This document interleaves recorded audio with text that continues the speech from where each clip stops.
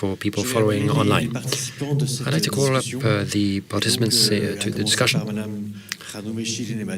and starting with Ms. Shirin Ebadi.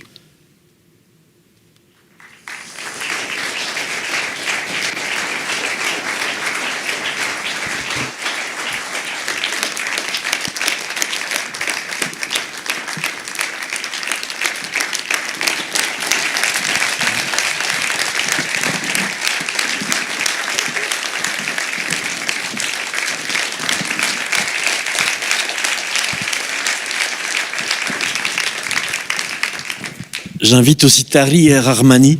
Taghi Rahmani, who is Nargis's husband.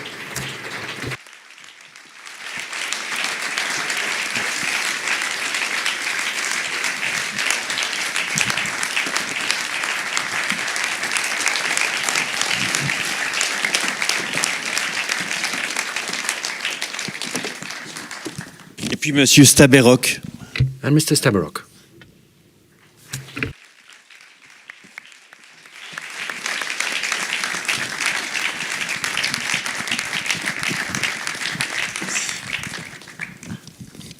Bien, merci à tous d'être avec nous. Well, thank you very much indeed for coming. Yes, you can put on your headsets to listen to the interpretation. There will be two of the participants speaking in Persian, and I think Mr. Staberock will be speaking French. That's right?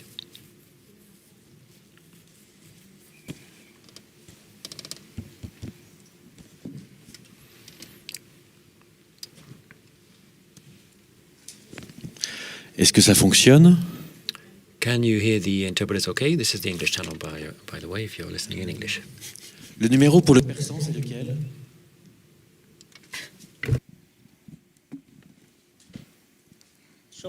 Channel 3 for Persian. Channel 2 for English. Channel 1 for French. This is channel 2, the English channel. Channel 1 is French, channel 3 is Persian. Merci beaucoup. C'est pas un film très joyeux. Well, it's not a lot of fun, this film, and we're living through quite somber times as well. Of course, it's a pleasure and an honor to moderate this discussion, but the context is a very difficult one. This war that's being waged and the situation regarding the torture that we've just seen. Ms. Shirin Ebadi, my question was the following. In the film, we learn a great deal, and we learn about the extent of the suffering of these people who've been through white torture. But in Iran, you also saw this under the Shah, and people who do protest or who oppose the official discourse know that this is likely to happen to them. So, do you expect this suffering, and how do you find the courage to become Shirin Ebadi or to become Nargis Mohammadi and risk that suffering?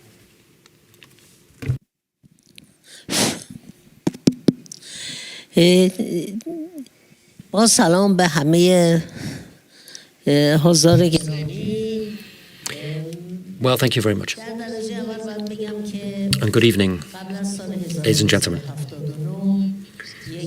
I must say that before 1979, there was a monarchy in Iran.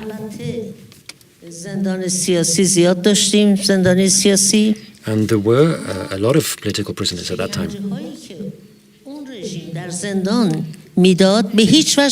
But the type of torture that we saw in those days was nothing compared to the torture under the Islamic Republic of Iran. And now the situation is a lot worse than the situation before the revolution.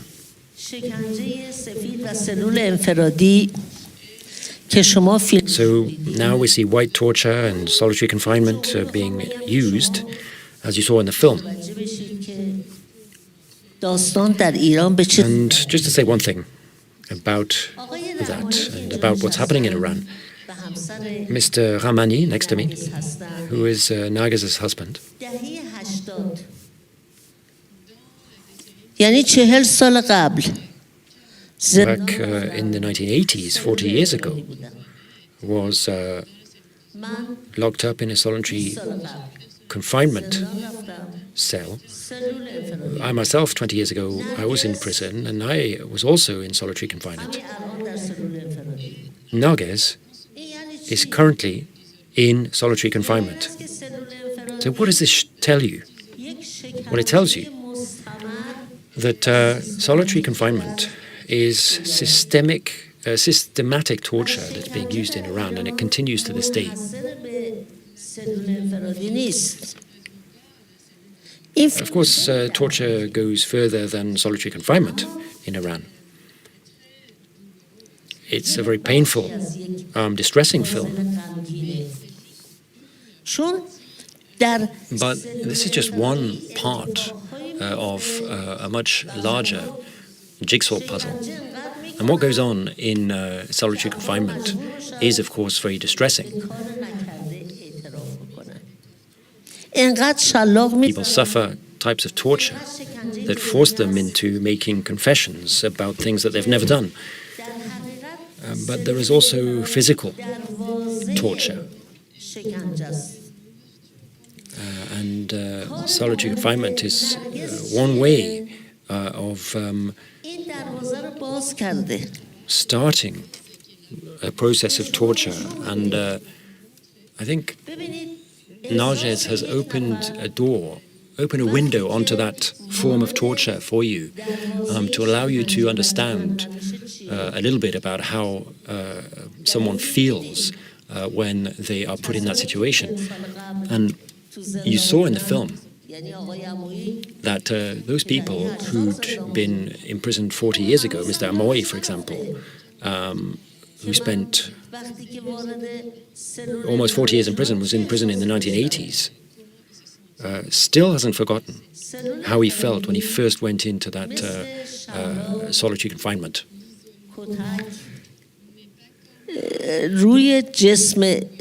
Solitary confinement isn't like receiving 80 lashes or being beaten, which leaves physical marks and scars. But it destroys your soul. And for years, it's never forgotten. Someone as brave as Narges, in spite of all the risks she faced, managed to make this film. And she did that because she is so committed to defending human rights. She's so committed to this cause of showing you just a little piece of that distressing world in which these prisoners live. Even just in a few years, you go into prison, a young person, and you come out a very elderly person. And she does this because she is very committed to defending human rights. As soon as she was freed from prison, she got back to work and she started to make this film. And partly because of the fact that she made this film, she's been put in prison again. And I hope, with all of your support, if you speak out or protest against this unjust imprisonment, she'll be freed or released as quickly as possible. Thank you.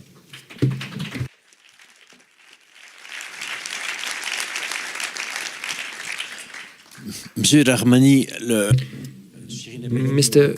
Rahmani, well, Shirin Ebadi didn't really reply to my question. How do you explain the courage that your wife has had, given the fact that she knows the risk she faces? And not many people have lived through the distress of solitary confinement and would take the risk to go back there. How do you explain that she's ready to do that today in Iran and she still has this desire to resist?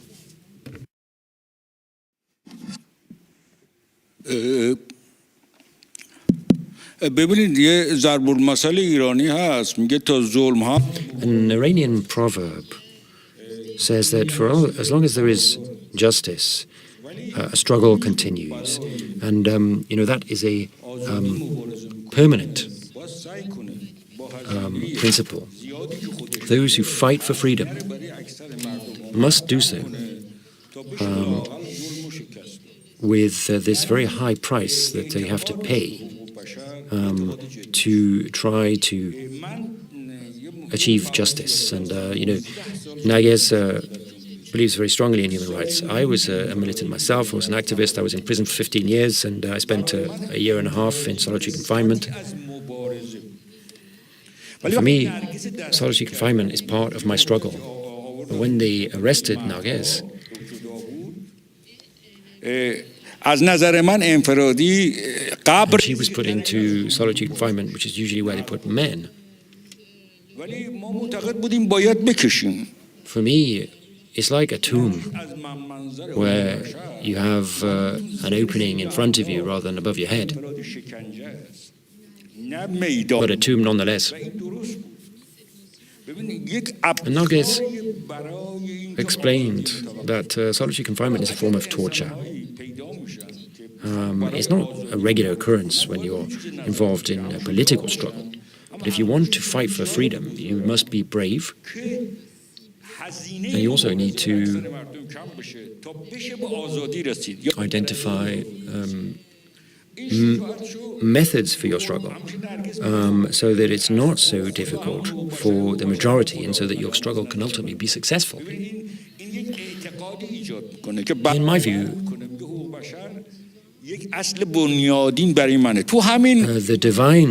the divine law is similar to human rights law, because there is a fundamental principle. If you see this film, you'll see that there are men and women, mujahideen, members of the Ba'i community, and people who belong to all kinds of groups and communities. And for Naguez, one of the main accusations was the fact, or one of the main charges was the fact that she'd made this film and published a book about the film.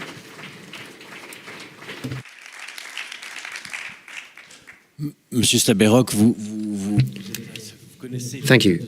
Mr. Staberock, you know about these methods of torture because you are very much involved in fighting this. How do you put white torture in the context of torture as a whole, and how do you see this film?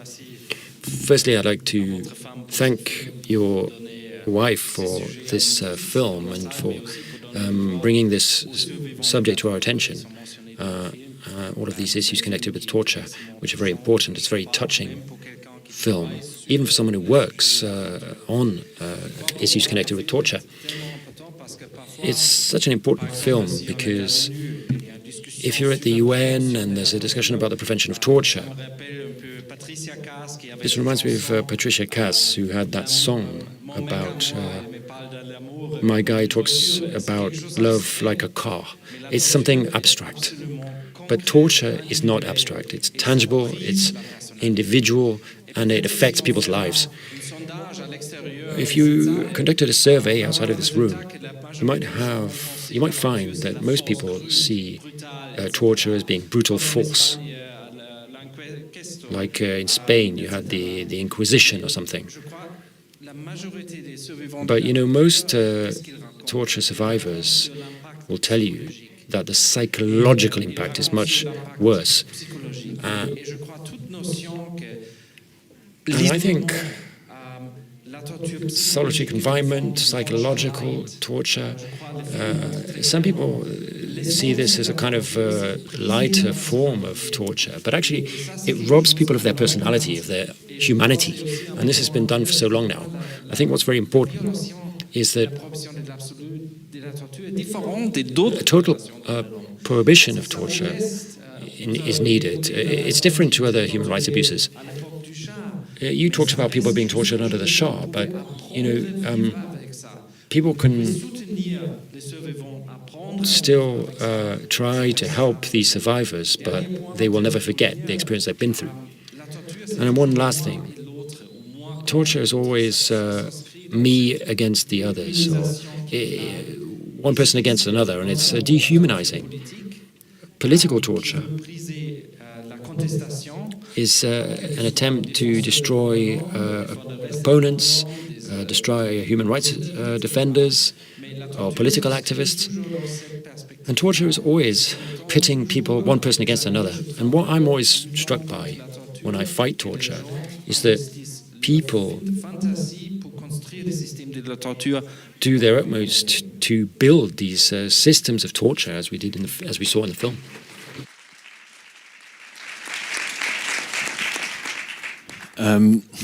Madame Ebadi, les derniers mots. Thank you. That last comment was that it's taken a lot of effort to build this system of torture. Maybe there's training for the interrogators or for the prison guards. How do you see that? And all of these efforts that the Islamic Republic of Iran has made to try to break the resistance of the prisoners. Is this a raw state program to train interrogators in this way? I'm 100% sure that there is a systemic training program for torturers, for torture, and to learn how to kill people, actually. You probably know that the Iranian regime has committed quite a lot of murders and assassinations. One of our diplomats who was posted in Belgium is actually currently in prison because he took part in an assassination attempt. The number of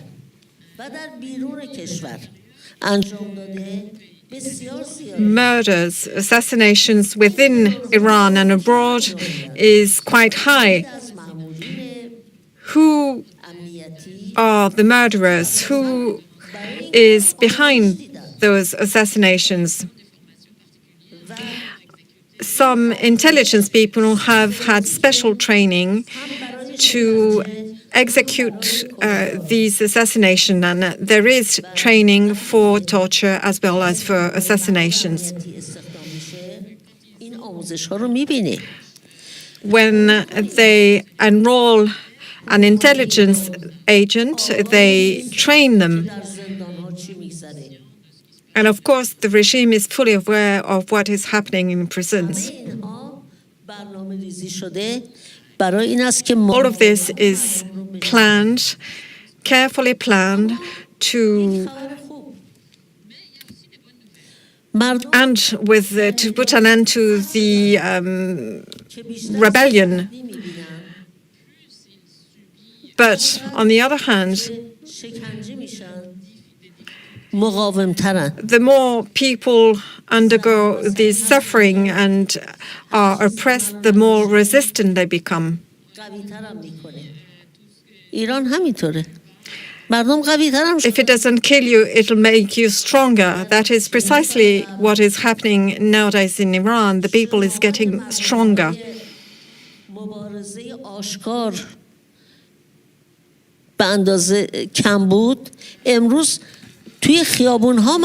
Maybe 40 years ago, people weren't brave enough and weren't ready to go outside in the street and show any opposition, but they now are. And I'm sure the people will overcome one day and bring democracy to Iran.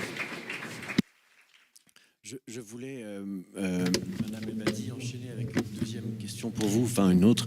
C'était de dire, voilà, vous avez été arrêté, vous. Let me pose a second question to you. You were detained yourself, and in 2009, when Ahmadinejad was again re-elected, your husband was detained as well and spent some time in prison. He ended up making a confession on TV, and he even criticized you. How do you explain that a confession like that can happen, and how was it for you seeing your husband criticizing you.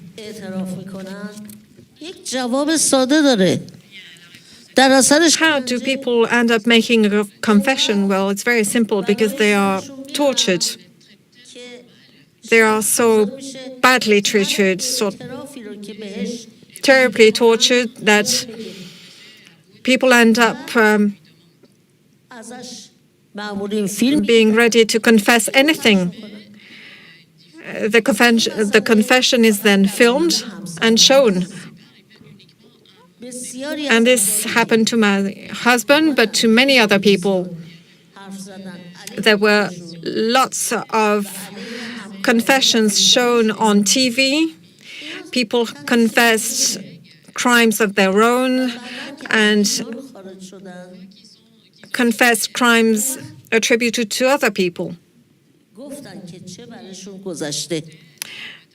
Once they got out of Iran, they were able to tell exactly what had happened to them.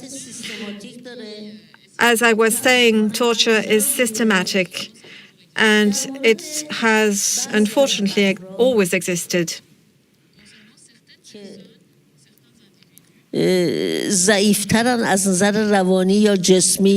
As for certain people that are maybe more vulnerable,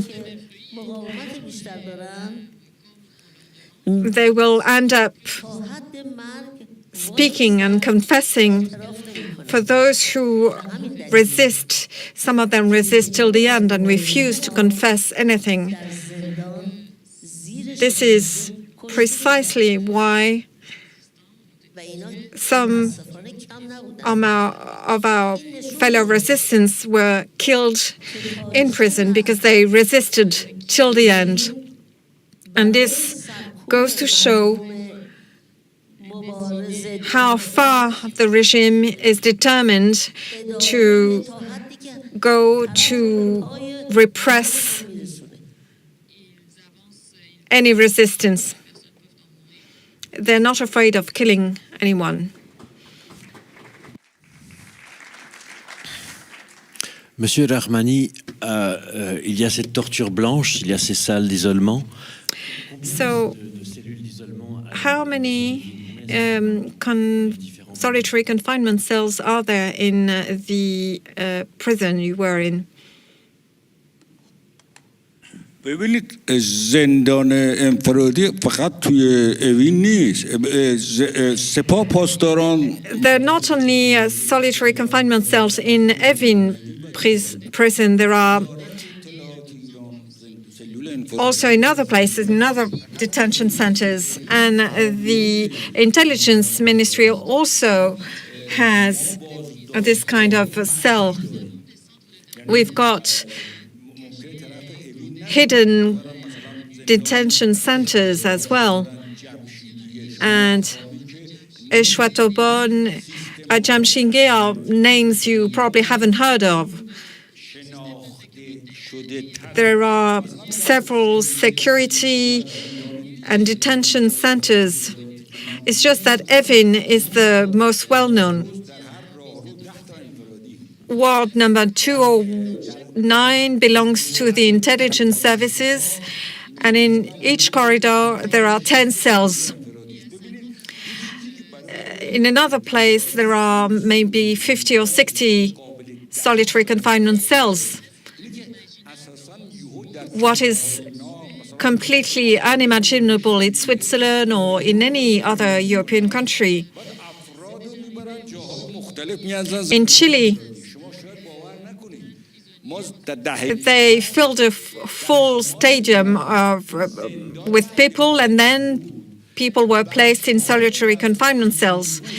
In the 1980s, in the north of Iran, because they didn't have enough prisons, they were putting prisoners in small buses, blindfolded, for one whole night.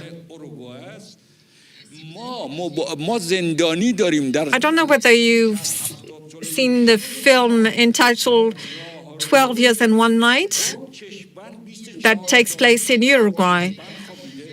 Some prisoners had actually spent 6 months being blindfolded in a corridor. They had to remain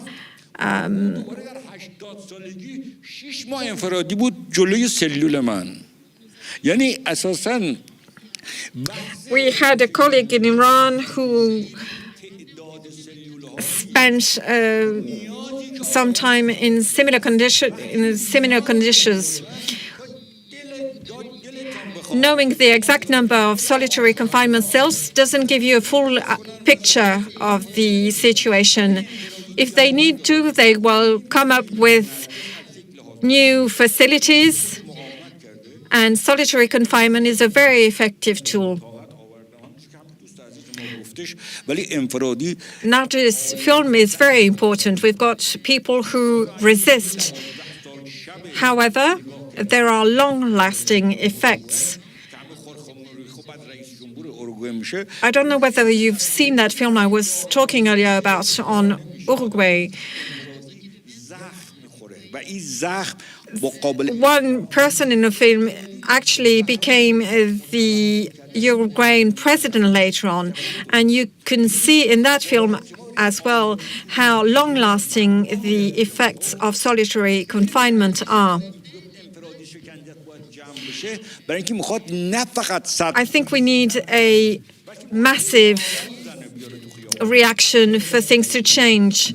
If Narges is precisely talking about that, it's because she wants more people to know. She wants thousands of women to fight openly and demonstrate in the streets.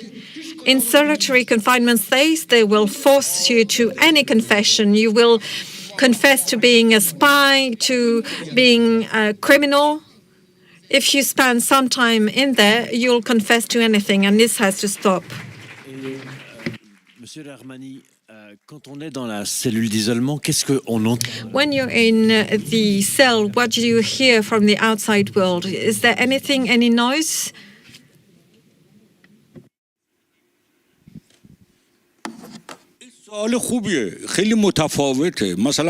That's a good question.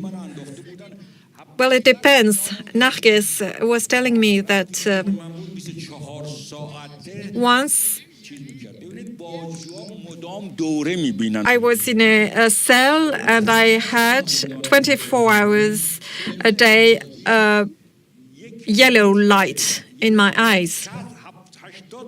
In the 1980s, when I was myself in prison, I was in a 1.6 by 1.8 meter cell, which meant that I just could do 3 or 4 steps. I could hear voices. I could hear the noises of the torture being done on other prisoners, but there was no noise at night. Later on, they built bigger cells, which were more silent, and normally you'd have a light bulb shining 24 hours a day, straight in your eyes, and fan rotating non-stop, and this is another type of torture. مثل دلکش رو میانداختم اینقدر با خودم تکرار میکردم که این هواکشم انگار داره ترانه اونو میخونه.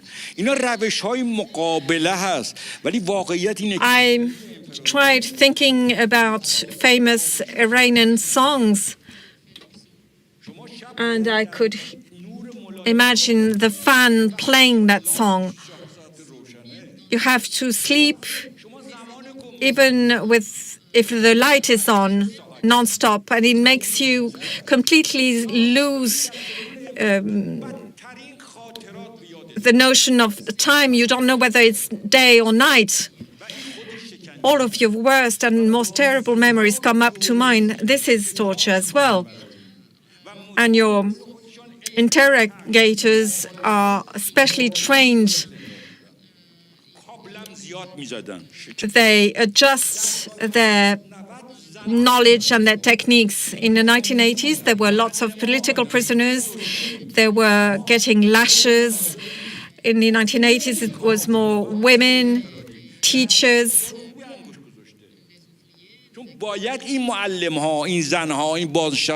Activists of all sorts. And Narges She was a spokesperson for these people. She was an advocate for them. So you see, they are able to adjust the type of torture according to the times and the needs. یه چیزی میخوام اضافه بکنم. Yes, one thing I'd like to add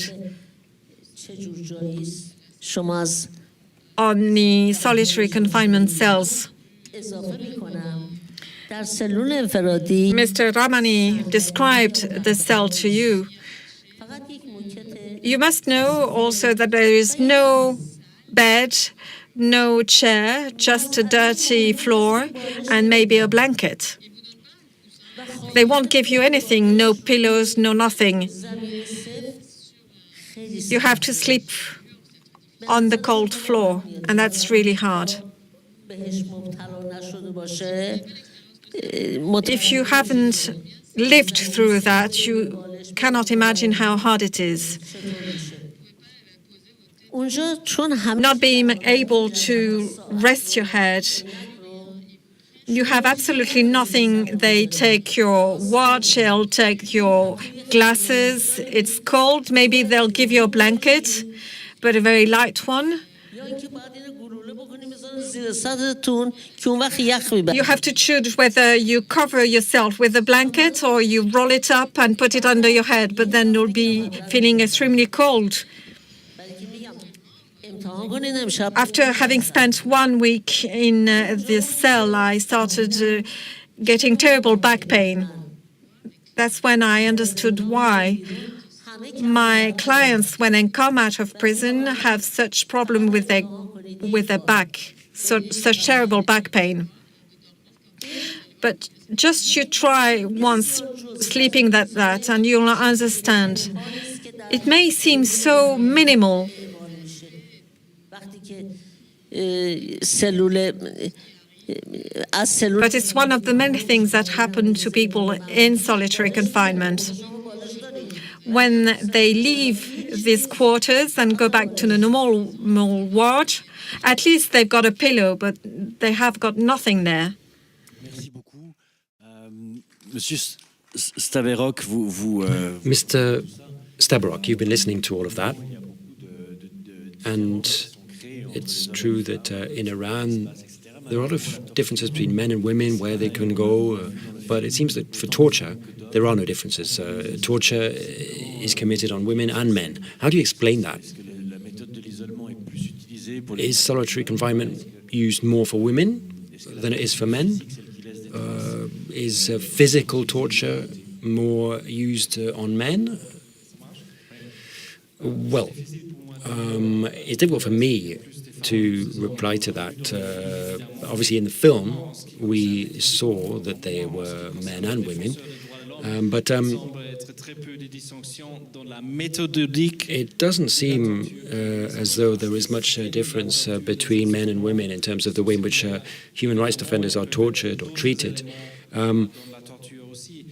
But there may be other elements that we didn't see in that film.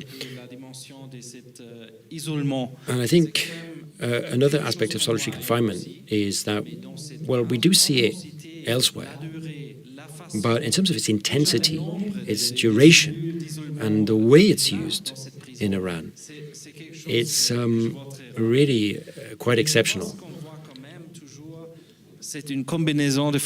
And I think there's a real combination of things that's used. There is also violence. There is also beatings, interrogations. There's an intimidating atmosphere in the prison. So there are a whole series of factors that makes this such a distressing situation.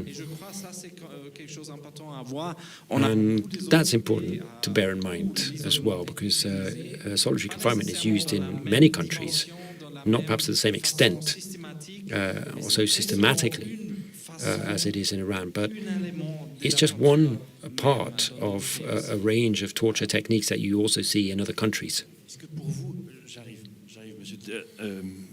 I'll come back to Mr. Rahmani in a moment, but Mr. Staberock, as the head of an organization fighting torture, is it more difficult to fight this type of torture because it doesn't leave any physical scars? Or is it like any other form of torture for you? Well, it leaves psychological scars. And actually, international knowledge about this has improved. So there are ways of identifying the trauma that people have suffered. And you see this in law now as being recognized as a part of proof that torture has been committed. You can fight this type of torture if you have films like this one. If you just talk abstractly about confinement, you might think it's not too bad. But you'll recall that in the United States there were the famous techniques about stress and arrest, which is a euphemism, of course. What does that mean? Well, it's torture. It's another way of torture. But there were also techniques of isolation and physical and mental, psychological aspects as well. So I think you need to understand torture in its immediate and long-term effects. And talking about torture in this type of debate, I think it's important to address these types of torture as well, because it really does get across what it's about. Mr. Rahmani.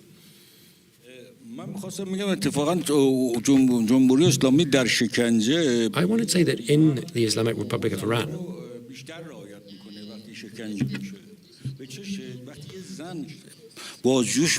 women's rights are strangely, paradoxically, respected in that they are entitled to torture, but there is also sexual harassment of women. Back in the 1980s, we were mainly left-wing thinkers fighting imperialism, and today, when you are forced to confess, you're also forced to confess that you are a sexual deviant. You have to confess sexual crimes. And before, they never asked women or girls to do that. But now, there was a woman next to Nages. We saw that film.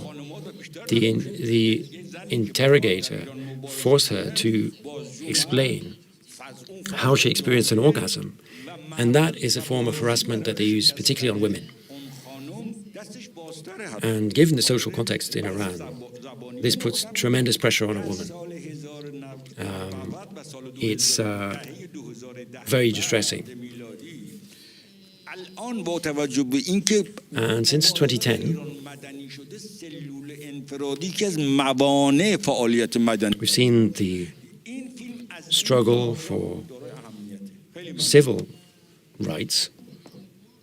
Solitary confinement has been used even more.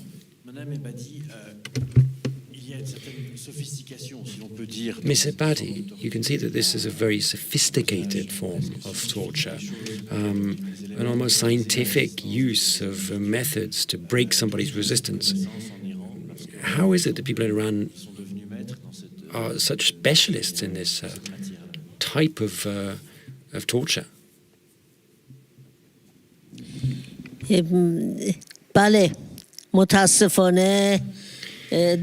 Unfortunately, what you say is true.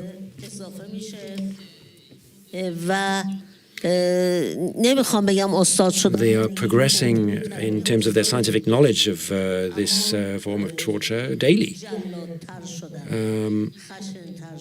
To say that they were specialists would be exaggerating a little bit, but they've certainly become expert in these methods and expert torturers. I wanted to talk to you about a different type of torture.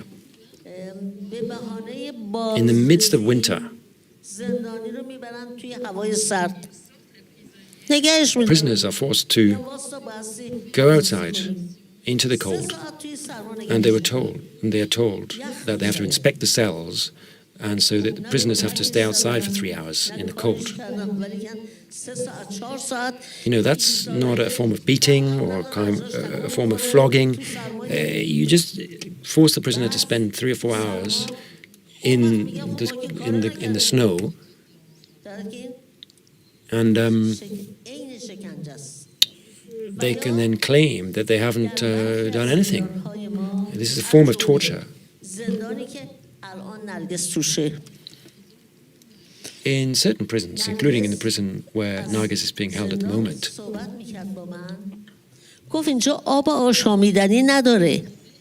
in fact, I spoke to her, and she said there was no drinking water.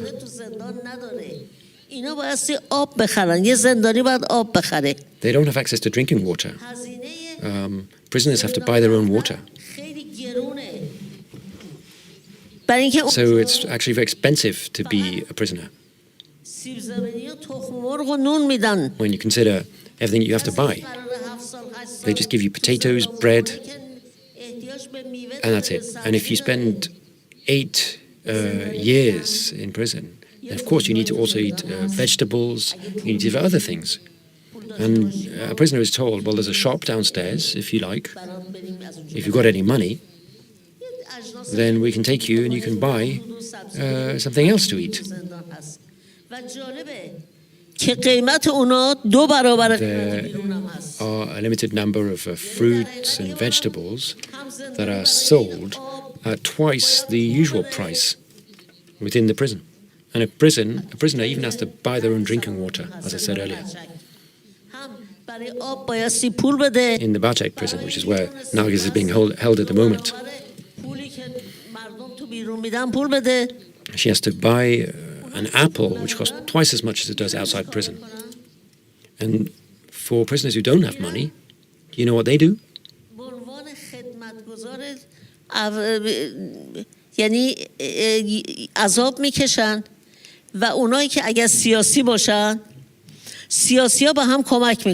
Well, you know, thankfully, political prisoners show great solidarity to one another. So very often, a prisoner who does have a little bit of money will help those who don't buy some apples or something a little bit more to eat. Since Nargis has been in Bachek, she hasn't had a cup of tea, because the tea they serve is made of dirty water, and there is dirt floating on the tea, and so you just cannot drink it. So that is another form of torture. How can you lock people up in conditions like that, where they don't even have access to drinking water? So what I'm saying is that torture isn't just brutality, it's not just about physical torture, burning one's body or something. All of these forms of deprivation are also forms of torture. Monsieur Staberock, thank you very much. Mr. Staberock, there seems to be a real movement today to go after war criminals. There are organizations in Geneva, for instance, that are hunting for war criminals in Africa, in the Middle East. People who've committed war crimes are hunted down many years later. Are we talking about hundreds of thousands of interrogators here who have tortured people? And is there something similar? Do you have a list of names of people who've been accused of torture, who have maybe even led to a prisoner's death? And does your organization have such lists? And does it try to bring these people to justice? Well, of course, torture is a crime. It's a violation of international law, not only during wartime, but during peace time as well. So any country that ratifies the Convention Against Torture, which is the main UN Convention Against Torture, has an obligation to criminalize torture with universal jurisdiction. So in principle, someone who is responsible for this type of torture, who comes to Europe, would risk arrest if information was available to prove that. And occasionally that has happened, but we're talking about a very small minority of people. The second thing I wanted to say was that some countries have not criminalized torture properly, including Switzerland, by the way. And next week, there is a discussion on the criminalization of torture in the criminal code, because we don't have a specific crime of torture today in Switzerland. And a legal committee has been looking at the issue 35 years after the Convention Against Torture was ratified. And, it's very useful to compare situations in other countries like Algeria in the context of war crimes or crimes against humanity. But we shouldn't forget that we need to support women and men fighting for human rights and fighting against torture in these countries. And what's very important when you see a film like this is the need to support human rights defenders and give them a voice and protect them if possible, because they can actually change the situation in the field. How many names of Iranian interrogators do you have on a list? We don't have a list like that, but it would be a good idea to try and identify the people responsible for this and see if any of them are traveling abroad.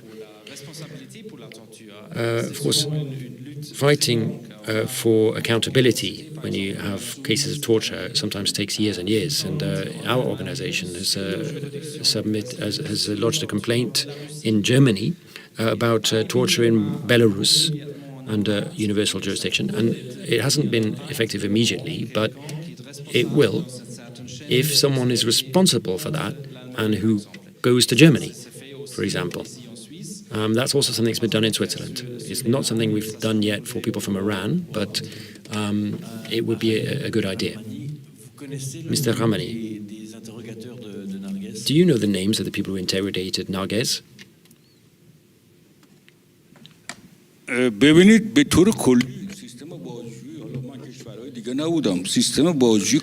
the interrogation process is entirely secret in Iran. Interrogators don't give you their name. In fact, they have fake names. And you're standing there against the wall with a blindfold on, so you don't know who they are. That's the way it was in the 1980s. So you never knew people's real names. They choose some torture name, but a name like Brother or Mr. Generous or something very cynical and cruel. But it's not very easy to identify them properly. And of course they have the state protection. And if you regularly go into prison, then you start to recognize them, but you don't actually know what their names are. You recognize their faces. And of course, if they went to Europe, they would come with a diplomatic passport. They would be protected by the embassy. Maybe the intelligence services know who they are, but it's very difficult to identify them. Maybe later, one day, it might be possible, but honestly, when you're being interrogated, you're generally blindfolded and staring at the wall.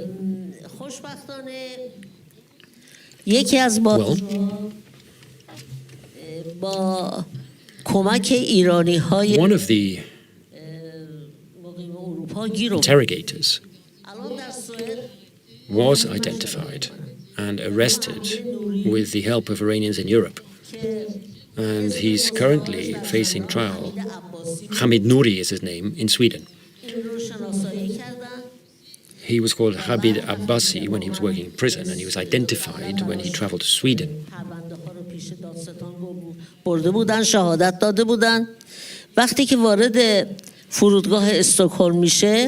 There was a complaint that had been lodged against him with the prosecutor, and when he got to the airport in Stockholm, he was arrested.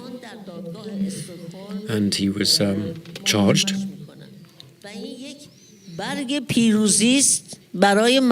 And he's currently facing trial in Stockholm. So that is a real victory for people in Iran. For the very first time, we've seen a torturer facing trial in a European court. However, we fear that political prisoner exchanges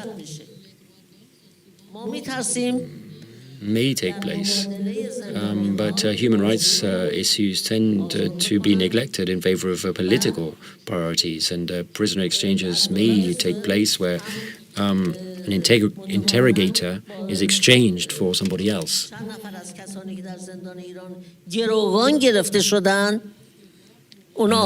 So the government of Sweden could exchange that interrogator for a citizen who has been arrested and detained in Iran. Those are the dirty tactics employed by the Iranian regime. What they do is they arrest dual nationals or foreigners and detain them in Iranian prisons so that they can be used later for political reasons, for political motives. And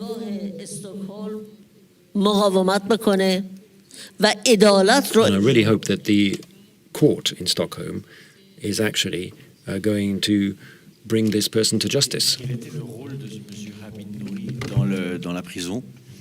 What was the role of this man in prison? Was he one of the lead interrogators? Was he just one of the regular interrogators? Well, Mr. Nouri,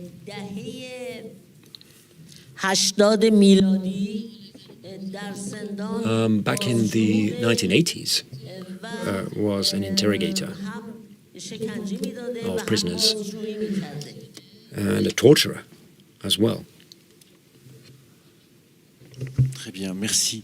Je vais ouvrir la parole à la salle. I'd like to open up to the audience now. I imagine you may have questions, and you have to wait for the microphone to come so that the interpreters can hear your question. Are there any questions? At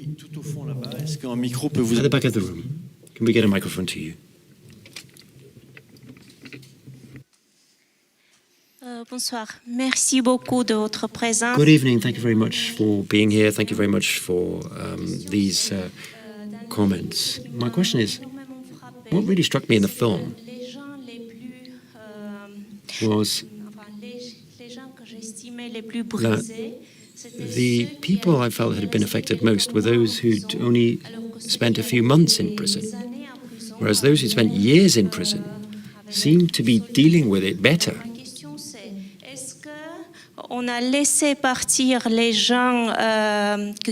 Were people released just after a few months because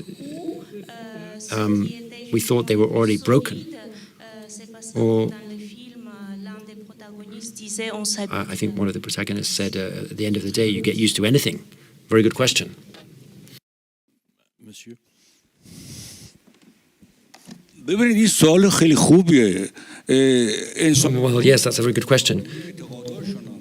انسان‌هایی که مقاومت می‌کردن انسان‌های ایدئولوژی دار بودن. مثلا بهایی یه نوع ایمان رو اعتقاد. People who manage to resist have very strong beliefs. The Baha'i, for example, have faith that really helps them in these types of situations. And I think most of the people in the film are friends or students that I knew very well. And actually, in recent years, democracy and human rights have become widely accepted principles. Most people want these things, and they see that people living in European democracies want this, and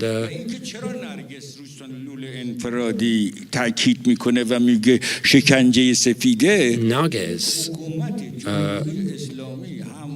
has been trying to reveal the situation regarding this solitary confinement and this white torture, because the systems of torture that are being used are evolving. همین جوان‌ها هستن و میدونه این جوانی که نمیدونه 5 روز بدون They're doing this because they know that most people who are fighting oppression are young. And these young people can't live for a week without their mobile phone. And so they know that this affects these young people very severely. Because, as you know, young people are always connected. They have their mobile phones. And this type of torture is even more effective against a young person like that. And the regime, the dictatorial regime, is adapting its methods and using current cutting-edge techniques to reach their objectives. The Bachak prison, for example, where Nagas is being held today,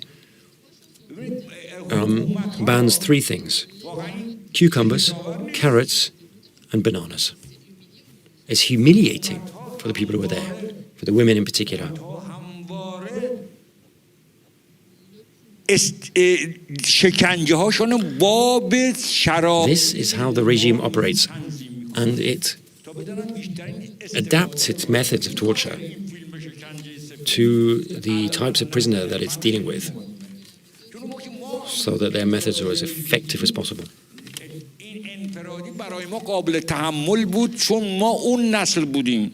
In my day, we resisted better this type of torture. But people used to flog us, they used to beat us. And those violent beatings that were used against us are not necessarily used as much today. But solitary confinement can be used as a very effective tool against young people. I think you've seen that in the film. That's why it's so important to talk about the dangers of this type of torture. Merci. Il y a une autre question. Oui, madame, ici à gauche. Enfin...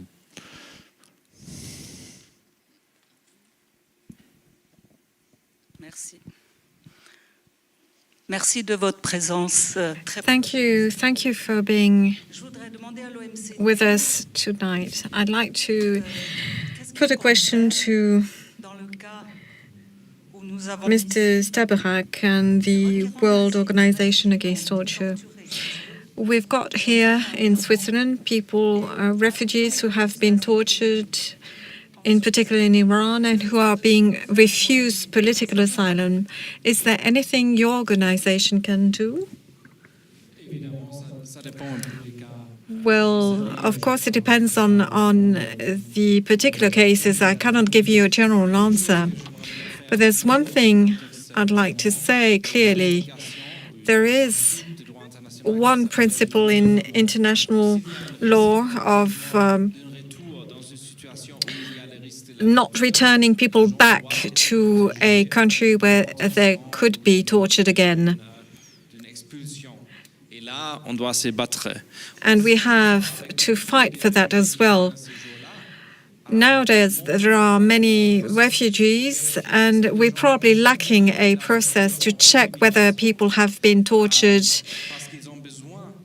or not, because these people would also require some kind of rehabilitation process. And there's a lot of work to be done. We're working here with partners in Switzerland to find solutions for people who have come here to Switzerland and have been tortured. We're trying to give them support and legal protection so that they're not evicted and sent back. Another question here?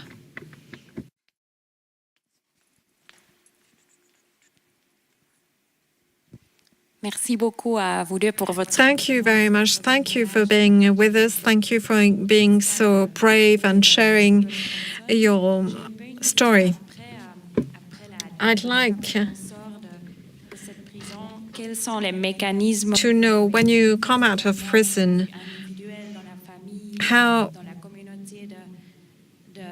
in your own life, your own family, did you survive that? What are the mechanisms? Is there any help within the community? How do you survive such life experience?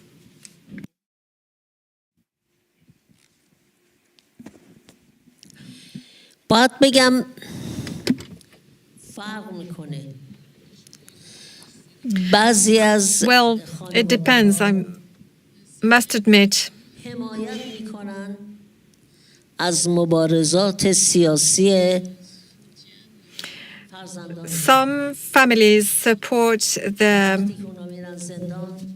members, their family members in their political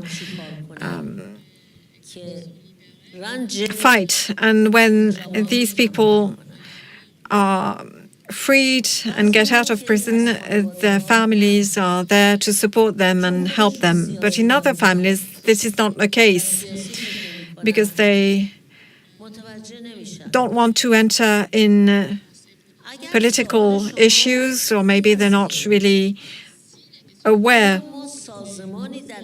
If your question is to know whether there is some kind of organization to help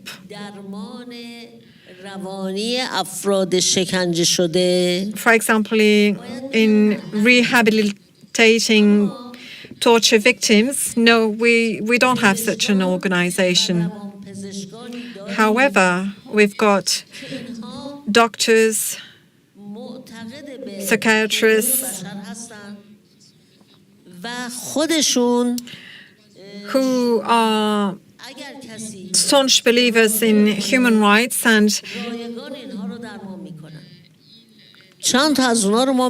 are able and willing to help for free. There are a few people like this.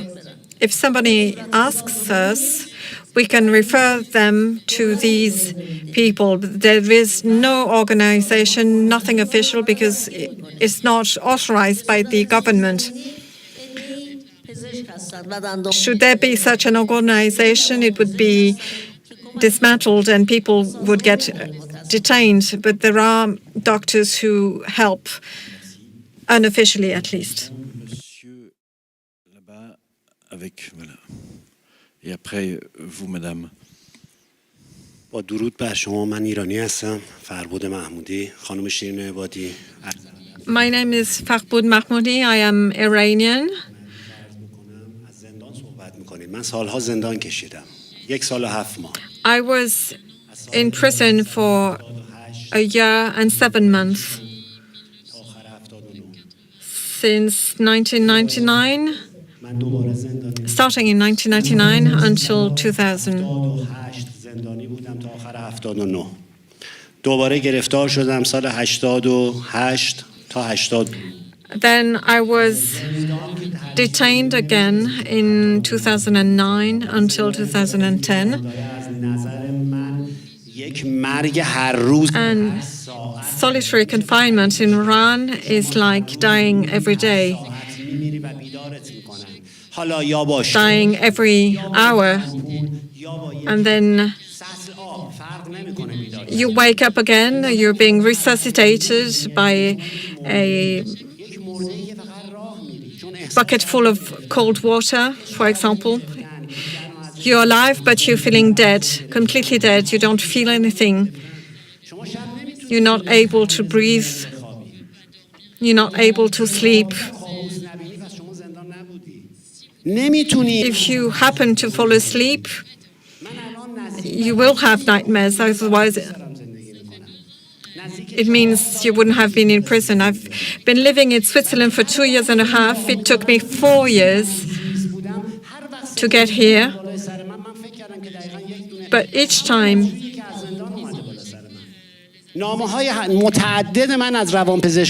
security agents appeared when I was in a camp, for example, I thought they were prison wardens. I've got recounts from psychologists who say that I couldn't even believe I was in Switzerland. I couldn't understand where I was. You cannot get this out of your head, out of your body, out of your mind. It is impossible to forget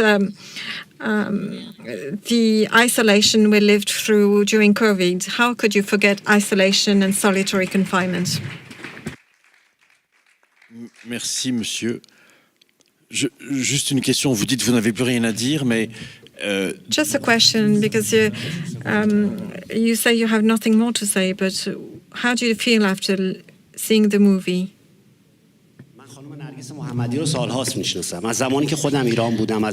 I've known Mrs. Mohammadi for years.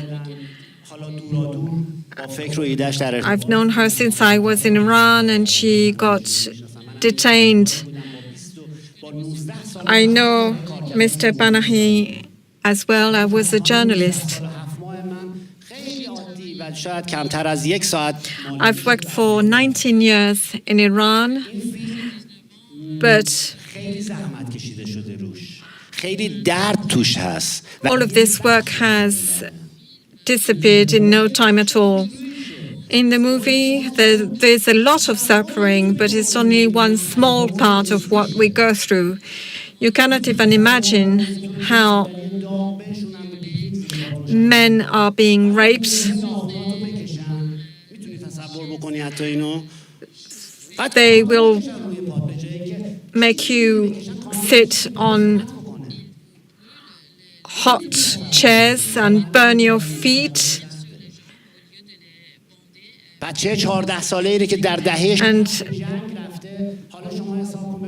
they will do anything they can so that your wounds get infected. Some people have been through horrible things in prison.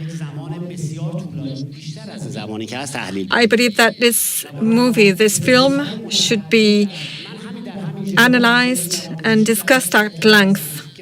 I work with a psychiatrist in Geneva who is specialized in people who have been through a war, a conflict. I took part in a war when I was 14. I didn't understand anything about war at the time. I thought I would go to I would end up in paradise. When I got hurt, then I understood war. Then I became a journalist. I've been to Syria, to Afghanistan. I spent 11 years in Iraq. But compared to all of these horrors, the 7 months I spent in prison were even worse. I was in Iraq when the Islamic State took over some of the regions. But I swear the 7 months I spent in prison were far worse. My son keeps asking me what number 7 means to me. That's because my name was number 17. So I always have number 17s in my phone number, for example. I cannot forget number 17.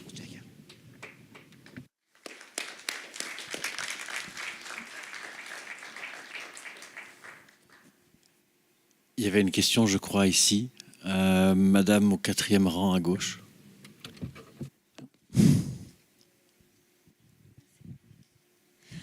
Merci pour ces témoignages poignants. Thank you very much for these very moving testimonies. Nargis has been very brave, but she's paid the price for it, and she's back in prison. I'd like to know what happened to the other people in the film. Have they too undergone reprisals by the intelligence? Because most of them, I believe, are still living in Iran.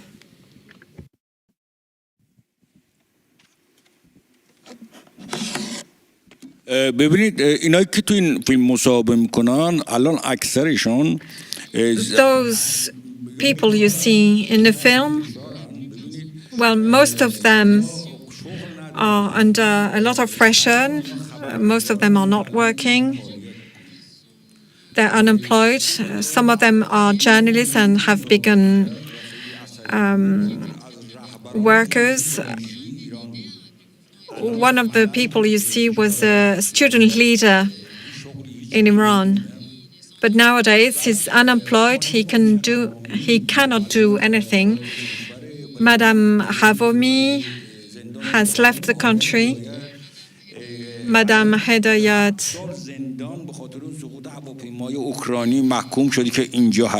has been sentenced to 7 years in prison because she took part in a protest related to the Ukrainian flight that was shot down. As to Madame Rahmani, she was told she wasn't allowed to speak about her son on the social media. Mr. Bodori, who was one of the activists, has got another case against him. Some people are still willing to continue to fight, but many of them do not have the courage any longer. That's precisely why Nargis wants to insist on that and raise awareness against this inhuman practice. Monsieur Rahmani, vous-même, vous ne mâchez pas vos mots. Well, you yourself have very strong words. Somebody maybe from the Iranian embassy is here in the room or listening or watching you. Are you not afraid for yourself when you go back to Tehran at some point? No, I'm not afraid. I'm a political refugee in France. I am afraid for those who remain in Iran. Of course, the Iranian government has sometimes done things to people abroad, but I feel very small myself compared to those who resist and remain in a country. So the least I can do is to talk about this movie, to explain that there is no freedom in Iran, and to explain that we have the right to have a democracy in Iran. There are thousands of people in Iran facing so many problems. In Iran, every 10 years, since the creation of the Islamic Republic, there have been social protests. There is a real quest for freedom. In the Middle East region, this is quite rare. Protests by retirees, by teachers. Those are not very political protests or demands, but currently more than 100 teachers have been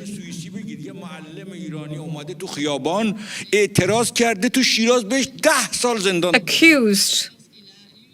Can you imagine that a teacher, because he's taken part in a protest, can be condemned to 10 years imprisonment, but still people go out in the streets, so the least I can do is to tell those stories. Dans le même ordre d'idée, Madame Ebadi. Well, similarly, Ms. Ebadi, you haven't been back to Iran since 2008, 2009, and your husband can't get out of Iran. So is this ban on travel another form of torture for you and for him? بله در سال 2009 Well, in 2009, دفتر من رو حمله کردن. بعد من برای when they came to my office, my home, and they broke in. I was actually in Spain. I traveled to Spain for 3 days when it happened. And my colleagues told me that I shouldn't go back to Iran. I should go to the UN.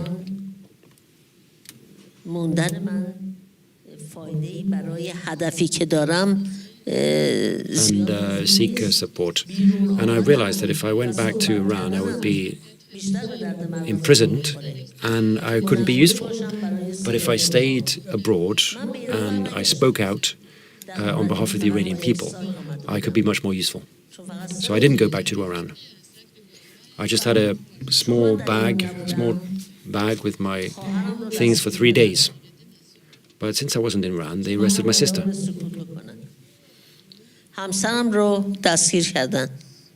To try and silence me. They arrested my husband because they couldn't arrest me. He spent years in prison. They seized all of my possessions. They froze my bank accounts. The house that I'd inherited from my father, they seized and they sold it so that I could never go back there, even if the regime changed.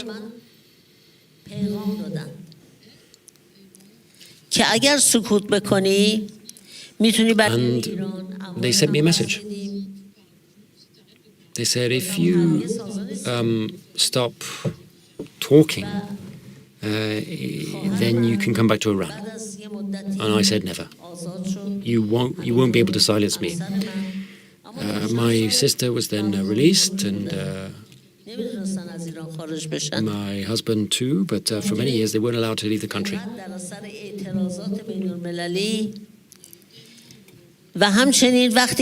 Until at some point there was such international support for their cause. And the regime realized that they weren't getting anywhere in trying to silence me. Then they removed that that travel ban on my family members, and I've seen them once or twice. I think there's another person asking a question. The same person who asked a question earlier, actually. Merci. Thank you. Anyone seeing your film here may think, well, how can we help you? How exactly can we help?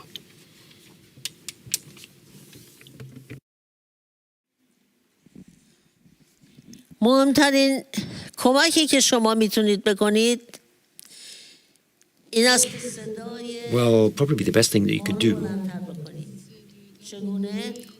would be to talk about this, to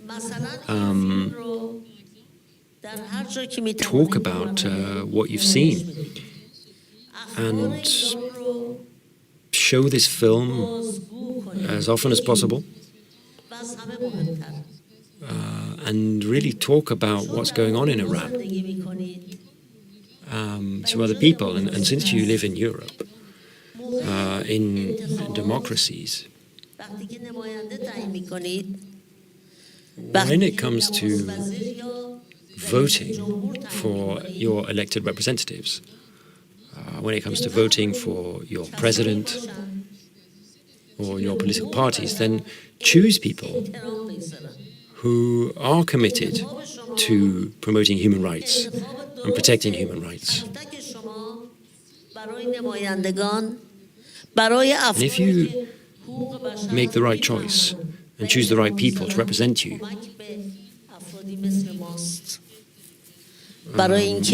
then it really helps human rights defenders in the work that we do.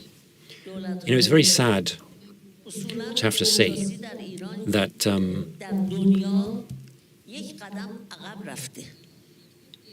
there are many governments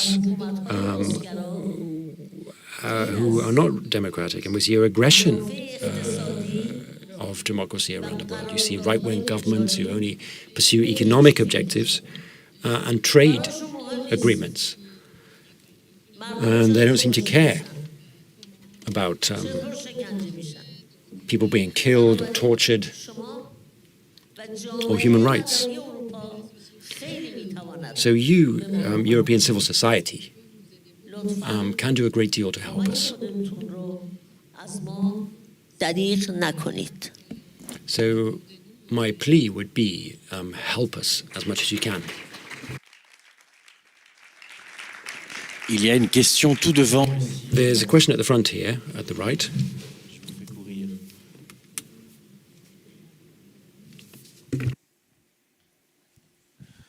سلام خیلی ممنون برای بابتتون که اومدید اینجا اینا رو گفتید به ما. من یه سوال دارم فقط چرا Thank you very much. Thank you very much for coming and for being here with us. حق دادن که میتونه بیاد بیرون این تکنیک Why did they release your husband? Was that a tactic on their part? What were they trying to achieve by releasing your husband at the end of the day? It's not the first time I've heard about this type of thing happening. Is this a tactic that they employ by releasing people in this way? دولت ایران که مثلا شوهرتون رو آزاد کرده. در سال 2009 Well, in 2009, که میلیون ها مردم به خیابان آمدن when millions of Iranians took to the streets to demonstrate, حکومت تصمیم گرفت because they believed that there had been electoral fraud, the regime tried to silence civil society. And at that time, Nages, myself and a few others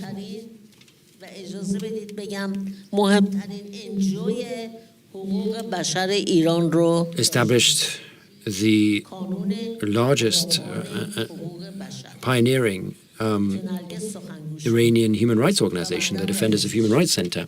And Nages is the spokesperson now, and I'm the president. من با پول جایزه نوبل And our offices were looted on several occasions. With the Nobel Prize, I bought an apartment for establishing the office for the association. And we did achieve a great deal in the work that we did. And when the government decided to silence Iranian civil society, they decided to close down our organization, close down our office, and seize my house, the office. Mr. Abdel Fattah Sultani, the lawyer who you saw in the film, was imprisoned for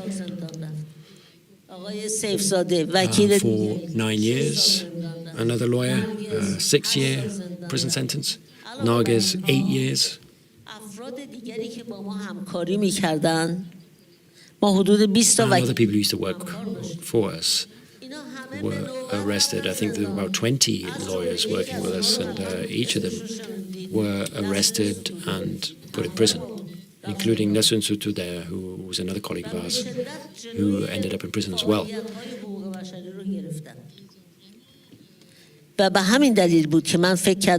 So they really shut down our activities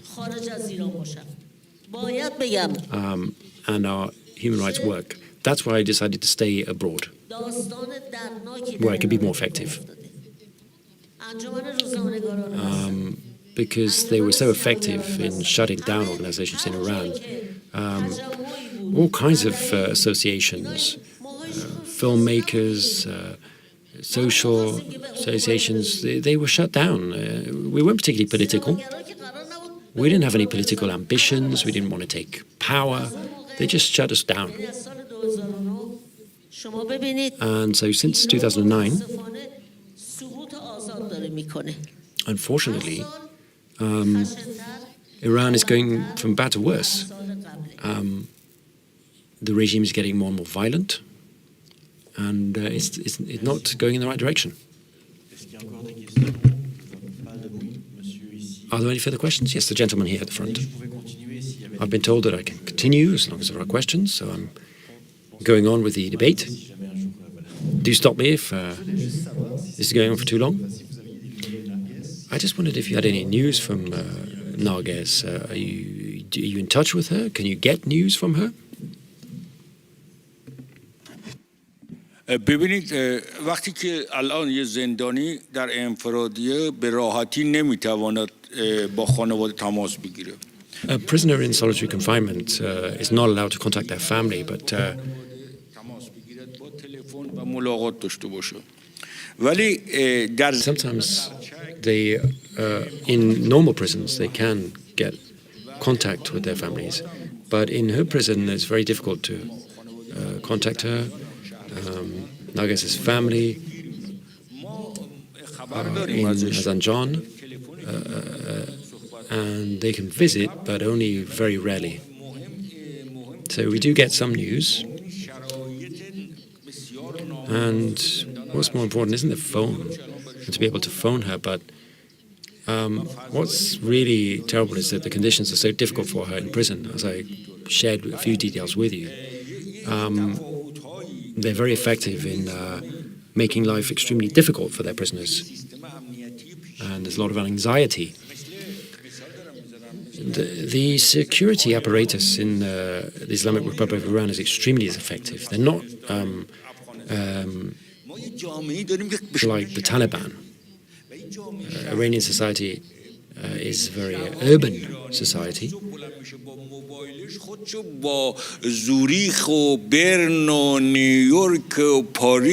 And young people in Iran all have telephones, they have access to internet.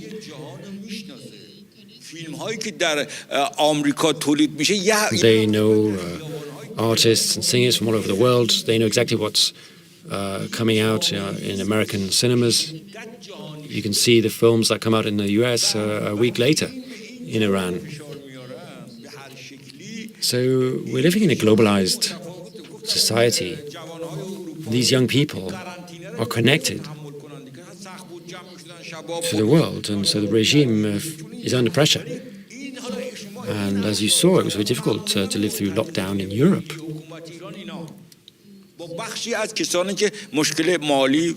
And those young people who are fighting the regime today are those who are facing repression, and they also have economic challenges.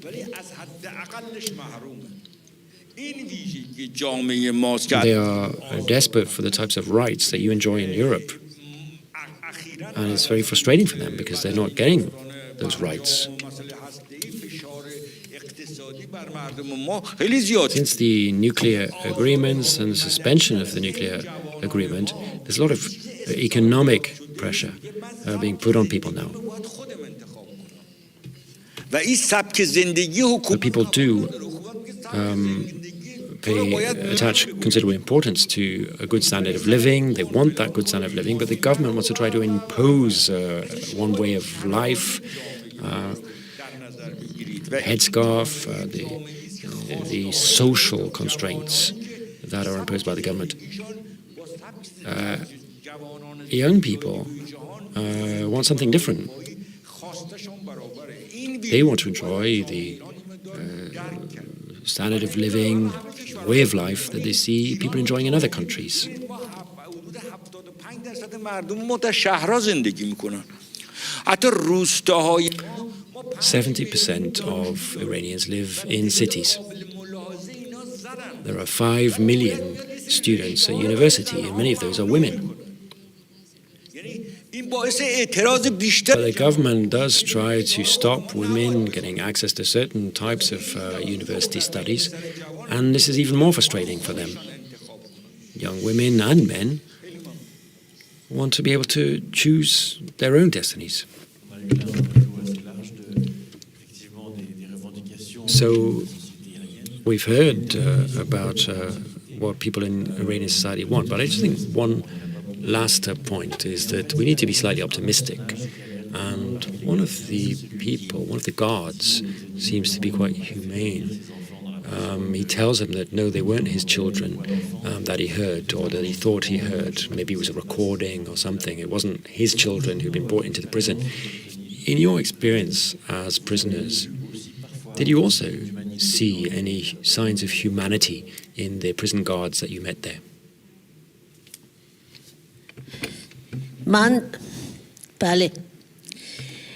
Yes. Yes, I did. When I was in prison the first time,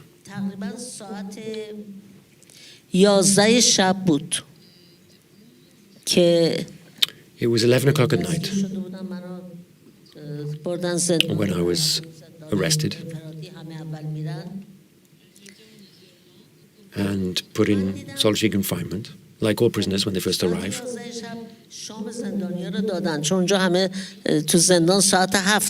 And dinner had already been served. Dinner is served around about 7 p.m.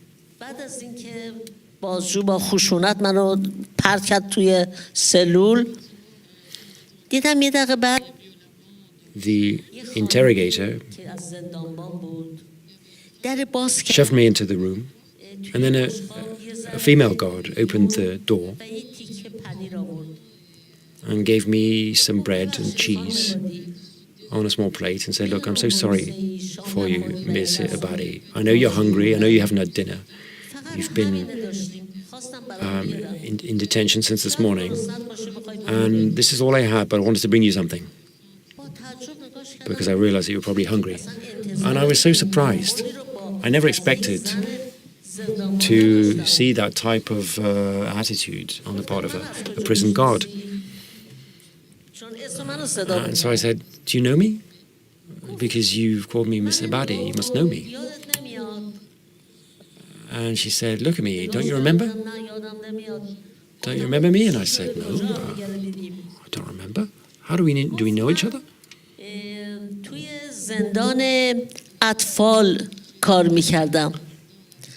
she said, "I was in the juvenile prison years ago. 7 or 8 years ago, actually."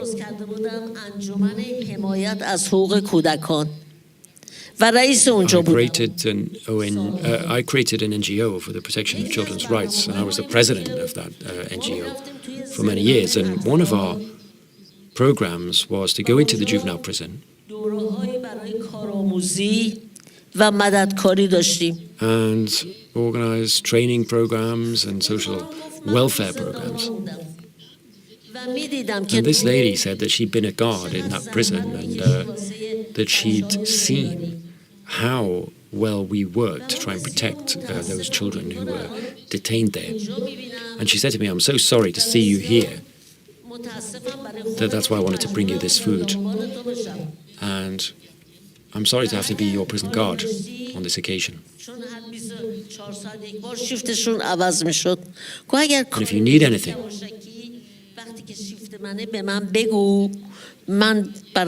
when I'm on watch, just tell me, because of course they change shifts every 24 hours.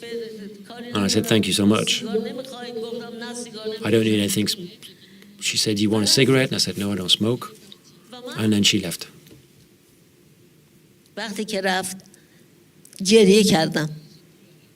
And when she left, I broke down in tears because I'd seen humanity. Since that morning, I'd been in interrogation and I'd been shouting, I'd been as strong as I could. But recognizing that humanity in a prison guard made me cry. She said, I remember how you looked after those poor children in prison. And that's why years later, she tried to help me. And then the next week, they put me in a different prison, and I never saw that woman again. But then years later, 8 years later, also, I was in a seminar in Iran, and I saw her again. And I said, "How are you? What are you doing now? what are you up to? And she said, thankfully, I've retired. And I'm no longer doing that awful job that I used to do. So it's amazing to see that type of humanity in a prison guard.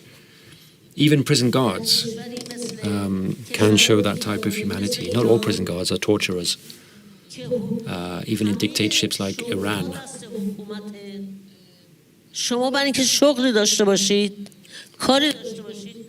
Most people work in the public sector in Iran. That's where most jobs are. So you have to work with the system. But it doesn't mean that everyone is necessarily evil. This lady really taught me something. You shouldn't judge everybody by their uniform or the job that they do. Bien, je pense que c'est une bonne manière de finir cette soirée. Well, I think that's an excellent way to close this evening's debate. It's a note of hope.